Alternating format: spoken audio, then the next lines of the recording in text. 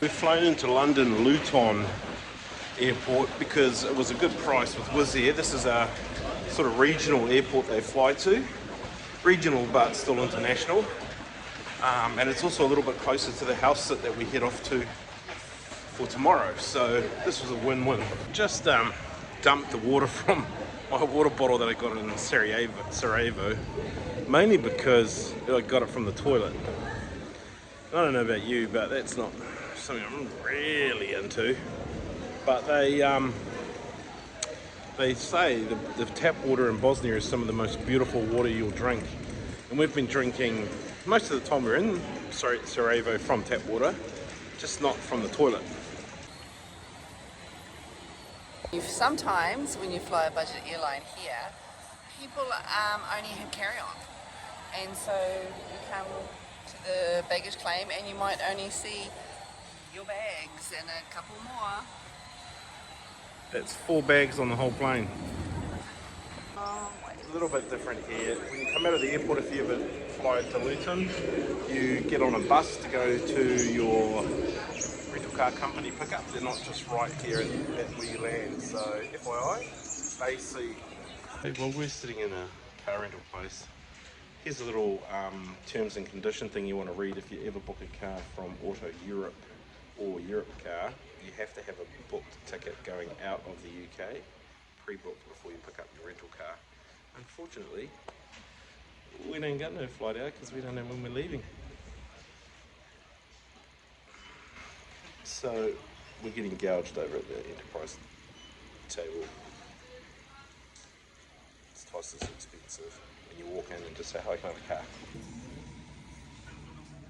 This is one of those unfortunate things that we didn't know until we landed, so watch out for this. In the UK, many rental car companies require you to have proof of a return flight or onward travel before they'll issue you a rental car.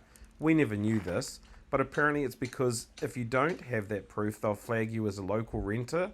That makes you a security risk and they will refuse you service or demand a wickedly crazy high security deposit. Don't book UK cars unless you have an outgoing flight and proof of it. Okay, we're in the car. Finally. The price has gone up, but I'm not going to have to pay for a windscreen chip. So that's like the only good thing. It's £100 excess, no hold on the credit card. So that's a good thing. Yeah. But the dumb thing is, Auto Europe and Europe Car, you guys are mud, bro. Straight up. Exiting Luton Airport and heading north puts you on about a 72-mile journey into the heart of the Fens. This took us about an hour and a half or so, following the A1 and the A141. You trade the bustle of Bedfordshire and get into the historic landscapes of Cambridgeshire. Cool stuff to see on the way, but heading to Wisbech, this is where we were checking in to our first house sitting job in the UK. So we've made it to our digs for the night. We are staying in an old English pub called the Rose and Crown. Here we are at the Rose and Crown. This hotel was built in 1601. It's 400 years old. Hope you get a good night's sleep here. Bed feels kind of soft, but I think it was made in 1600 too. We asked the reception guy at check-in, can you recommend a pub to us to go to in town tonight? We really want to, get into an English pub. Because this one doesn't provide. They don't do food here. And he says, no, you're nice people. Don't go out in this town. It's pretty rough. What do you think about that, Danielle? Oh, you just walked past me, so I can't get another comment from you. Oh, yeah. No, yeah, it's great. As you descend these steps, you're tracing the same path locals and travellers have taken for over 400 years. Notice the deep, dark patina of the oak, hand-carved in the early 1600s. These banisters have been polished by the hands of centuries. This is Jacobean craftsmanship at its finest, a rare survivor of old Wisbech that has stood firm while the world outside completely transformed. So here it is here, the Rose and Crown. The The Rose and Crown Hotel. This is us. So let's hope we don't get mugged. Okay, Wisbech, the town that we're in, has Georgian architecture, which is sort of 1700 to 1800-ish. Around the time the treaty was signed, actually.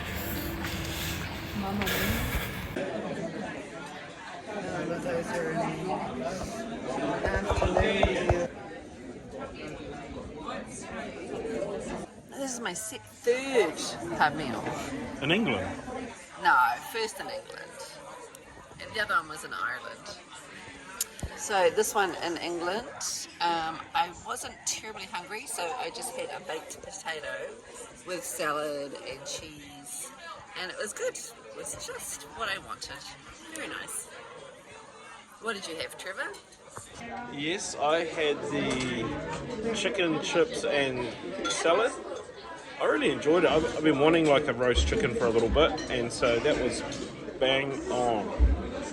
I think we're going to come back for breakfast. By all accounts, the key to having a good night at the pub is not getting mugged on the way back to our hotel.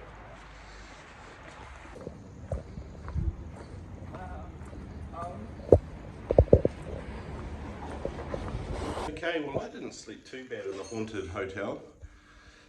There was somebody banging around at 1 o'clock this morning, some other guest. So we'll make sure we're really quiet as we head off now to breakfast. Let's go, come on. There you go, good slam, Danielle.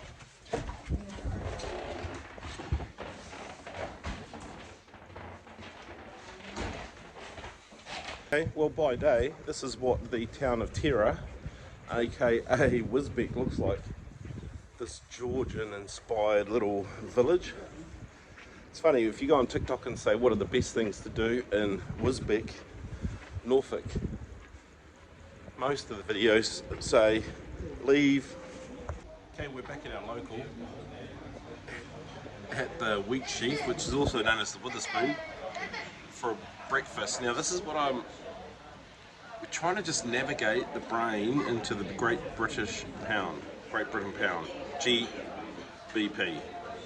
The New Zealand dollar is currently $1 NZ is 46p, or 46 cents in Great Britain money, which is appalling on our dollar. But breakfast, like all you get, like big English breakfast, $5.99. So cheap. But the other thing I've noticed about colloquial stuff, the way they speak locally, they don't say how are you, they say you're right. You're right, which is like, are you alright? And I'm having to be very careful because I'm thinking about years and generations of intergenerational trauma from the colonial arrival of Captain Cook and Busby and all these people that came and stole all of our land, signed a treaty that didn't honour it.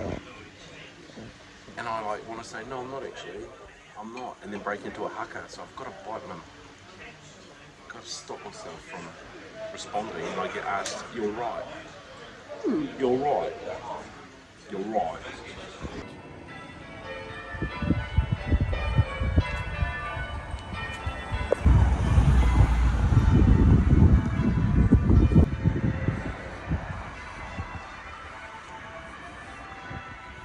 So the original St. Peter's Cathedral here in Wisbech was originally built in 1150 AD. It's known as one of the first Norman churches in the country. The clock tower, bell tower that you can hear banging away, that was rebuilt in 1450. So we're in pretty old country here, folks.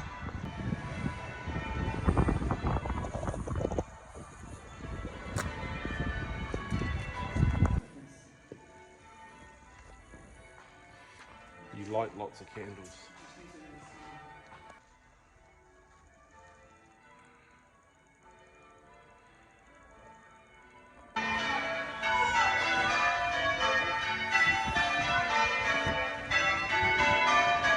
We are on the road now officially to head away to our house sit right here in Wisbech.